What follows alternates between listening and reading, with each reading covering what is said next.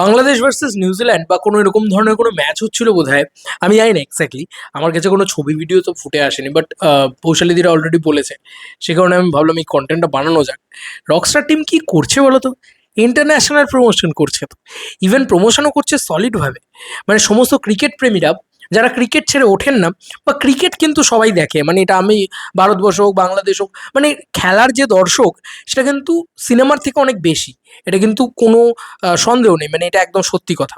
তো এরকম একটা পরিস্থিতিতে দাঁড়িয়ে যখন রকস্টার ছবিটা এত ভালোভাবে প্রমোশন করছে, মানে যে পোস্টারটা যেটা পুরনো পনির চুলের পোস্টার, পিছনে রকস্টার লাগানো, তো সেই জিনিসটাকে যখন রাখা হচ্ছে সামনে, তখন বোঝা যাচ্ছে যে টি স্পোর্টসে দেখানো হচ্ছে, মানে এরকম ধরনের জায়গায় যেখানে মানে স্পোর্টসে লোকের সমস্ত ক্রীড়া প্রেমীরা বসে দেখেন, খেলা প্রেমীরা বসে দেখেন, সেখানে দেখানো হচ্ছে। বাংলাদেশের আরও কোনো টিভি চ্যানেল, সেখানেও কিন্তু এই পোস্টারটা দেখানো হয়েছে। তো এই যে প্রোডাকশন হাউস, রকস্টারের প্রোডাকশন হাউস, এর নামটা আমি মনে রাখতে পারি না, সরি ফর দ্যাট, বাট এই প্রোডাকশন কিন্তু বেশ বেশ প্রফেশনাল লাগছে।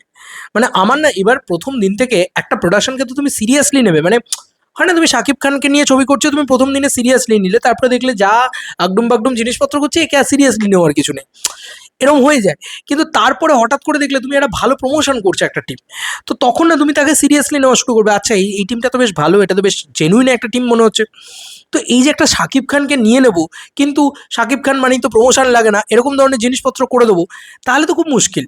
এই যে কয়েকদিন আগে বৈশাখী উৎসবে শাকিব খানের ওরকম একটা মানে পোস্টার দেখানো হলো, ঠিক আছে, অত লাখ লাখ মানুষের কাছে ওই পোস্টারটা দেখানো হলো। ফাইনালি এখন কোটি কোটি মানুষ যখন টেলিভিশনের সামনে বসে খেলা দেখছেন, সেই সময় নাকি পোস্টার দেখানো হচ্ছে, বুঝতে পারছো? তো এটা না ন্যাচারালি আমাদের বাংলা চলচ্চিত্রের ক্ষেত্রেও কিন্তু খেলাটাকে ব্যবহার করা হয় না। ভালো করে লক্ষ্য করে দেখবে, খেলা মানে খেলা বলতে যেটাকে বলা চলে মানে ক্রীড়া, কোনো ইয়ে, মানে আমাদের এখানে KKR এর ম্যাচ হচ্ছে, মানে কলকাতা নাইট রাইডার্সের ম্যাচ হচ্ছে বা ইত্যাদি, IPLটাকে ব্যবহার করা হলো বাংলা চলচ্চিত্রে, এরকম ধরনের জিনিসপত্র কিচ্ছু কোনোদিন করা হয় না কিন্তু। এবার সেটা কিন্তু বাংলাদেশের ক্ষেত্রে করা হচ্ছে। এটা একটা বড় বিষয়।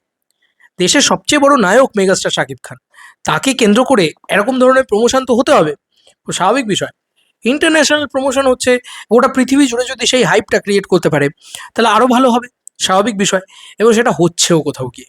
এই মানে রিলিজের 1.5 মাস আগে, মানে 1.5 মাস কি বলা চলে, মানে এখন আমরা ধরতে পারি যে হ্যাঁ, মানে অলমোস্ট 1.5 মাসই তো, প্রায় 1.5 মাসের কাছাকাছি রয়েছে এখন অব্দি।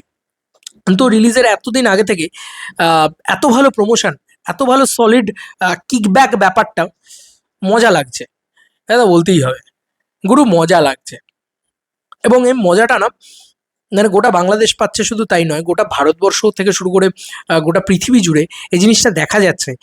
আমি এত বছরে কোনোদিন দেখিনি কোনো শাকিব খানের ছবি এরম লেভেলে প্রমোশন হয়েছে।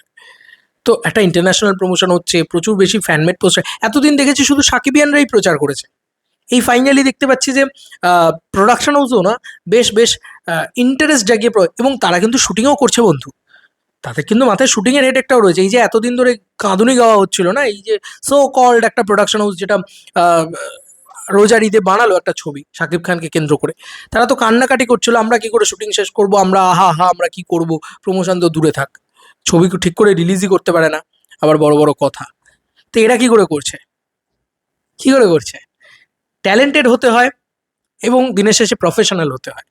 যাই হোক, এই ছিল এখনকার মতো ভিডিও। তোমাদের কার কি মতামত এন্টায়ার ভিডিওটাকে নিয়ে জানিও কমেন্ট সেকশনে। চলো বন্ধুরা, নতুন কোনো ভিডিওতে দেখা হবে, বাই।